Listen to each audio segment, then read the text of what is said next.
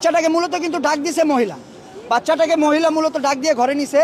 মহিলা ডাক দিয়ে নেওয়ার পরে এই তার হাজব্যান্ড, এই মহিলা আর তার হাজব্যান্ড মিলে দুজন মিলে বাচ্চাটাকে পিস পিস করে ব্যাটারির বাক্স নিয়ে গেছিলো গ্যারেজ থেকে। মানে সে চাইছিল ব্যাটারির বাক্সতে ভইরা নিচে নিয়ে একটা রিক্সা নিয়ে ফালাই দিলে কেউ বুঝতে পারতো না। মনে উপ থেকে আপ কোনো কথা বলতে পারে নাই বাচ্চাটা। তার স্ত্রী নাকি মুখ চেপে ধরছে, সে নাকি ধর্ষণ করছে। তো এরকম জঘন্য কাজ যদি করা হয় তাহলে তাকে জেলে রায় দেওয়া হয়েছে, সে স্বীকারোক্তি দিছে, তাহলে কেন এই আসামি এখন তুই কেন বাইচা আছে? তাকে তো সাথে সাথে মানে পাবলিক প্লেসে হইলে মাইরা দেওয়া উচিত ছিল, না হলে তাদের পাবলিক প্লেসে ফাঁসি দেওয়া উচিত ছিল। এই যে আমাদের এই এলাকায় যে উচ্ছৃঙ্খলা হচ্ছে, একমাত্র কেন হচ্ছে? এই যে পুলিশ তাদের নিয়ে আটকে রাখছে। পুলিশ তো বলতে পারে যে না, পাবলিক এখানে উচ্ছৃঙ্খলা করবে না। পাবলিক তো একটা রায় চায়। কি রায় চায় পাবলিক? যে তার ফাঁসি হোক, তারা সবাই শান্তি পাবে।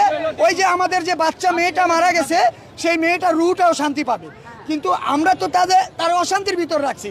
3 দিন হয়ে গেছে আজকে যাবৎ, তার এই আসামি ধরা পড়ে গেছে আজকে 2 দিন, কিন্তু কোনো বিচার নাই, কোনো আইন নাই, কোনো কিছু নাই। আমরাই শুধু হাউকাউ করতেছি সন্তানের বাবা মারা। কেন এই দেশে কি কোনো বিচার নাই? এটা কি বাংলাদেশ বলে কি কোনো বিচার নাই? আমরা কি এই দেশে কোনো বিচার পাবো না? তাহলে আমাদের সন্তানের গ্যারান্টি কে দিবে?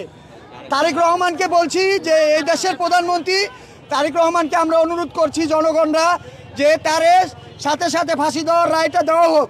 যদি ফাঁসি দেওয়ার রায়টা দেওয়া না হয়, এই 48 ঘন্টার ভিতর মিরপুর এলাকার লোক এই পল্লবী থানা রাখবে না, কোনো কিছু অস্তিত্ব ঠিক রাখবে না,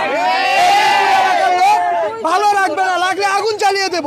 যদি তারা আসামিকে প্রশ্রয় দেয়, তারা লাগলে আমরা এই থানায় আগুন জ্বালিয়ে দেব। সুষ্ঠু থানা আমরা নিয়োজিত করব এই দুনিয়ার ভিতরে। এই স্বামী স্ত্রী দুজনকে ফাঁসি দিতে হবে, 1। আর 2 নম্বর হলো, যে আসামিকে যে জায়গা দিছে, যে স্থান দিছে, তারও কিছু শাস্তিমূলক বিচার হোক। দিনকার সকাল 8:30 বাজে আমরা এখানে গাড়ি চালাই, 2-3টা ড্রাইভার আসছি সকালবেলা এখানে। তো মঙ্গলবার দিন সকাল 8:30 বাজে দেখলাম যে মানে ভিকটিম যে আসামি, তাকে দেখলাম এই বাড়ি থেকে নামলো, নাইমা সে ওই গ্যারেজের ভিতরে 2-3 বার করে দৌড়ে গেল। ওই রিক্সার গ্যারেজে সে কাজ করে, এই রিক্সার মনির মিয়ার গ্যারেজ, এটা মনির মিয়ার গ্যারেজে সে কাজ করে। তো তারা দেখলাম দৌড়াদৌড়ি করতেছে। তারপর হঠাৎ করে গ্যারেজের সামনে আসলাম যে কী কারণে দৌড়াদৌড়ি করে একটু দেখি, মিস্ত্রিতে এত দৌড়াদৌড়ির দরকার নেই। তো আসলাম, আসার পরে দেখলাম যে সে গ্যান্ডিং মেশিন দিয়ে ছুরি মানে ঘষতেছে, একটা লম্বা ছুরি সে গ্যান্ডিং মেশিন দিয়ে ঘষতেছে। তো তার গ্যারেজের ভিতরে সে ছুরি ঘষতেছে, সেটা নিয়ে তো আর আমাদেরকে মাথা ব্যথা দেখা লাভ নেই, তার কোনো কাজে লাগতেই পারে, তার জন্য আমরা ওটা মাথা মারিনি। কিন্তু সে তার আধা ঘন্টা পরে 9:05 বাজে তখন সে গেঞ্জির নিচে করে ছুরিটা মানে ঢুকায়া বাড়ির ভিতরে উঠে চলে গেল। তো 9:05-এর ভিতরে যখন সে চলে গেল, 9:30 পৌনে 10টার ভিতরে মেয়ের বাচ্চার আম্মা বিশ্রামিত আছে,